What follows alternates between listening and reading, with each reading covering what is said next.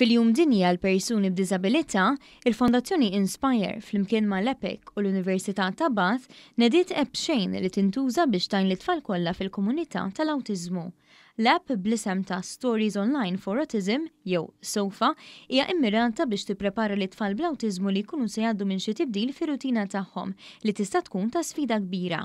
SOFA servi bħala pjattaforma ta' sejjer fuq diversi sitwazzjonijiet soċjali li t-tfal jistgħu jaffaċċjaw.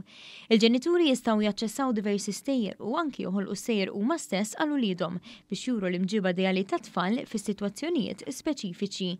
Dawn l-istejjer jistgħu jiġu pubblikati biex aktar ġenituri li għandhom l-app jagħmlu użu minnhom u ma tajnuna lil nies bl-awtiżmu li jaslu biex jintegraw fl-iskola u ambjenti differenti. Il-kap eżekuttiv tal-Fondazzjoni Inspire, Antonello Gawci, spjega li l-app tinqasam f'żewġ taqsimiet.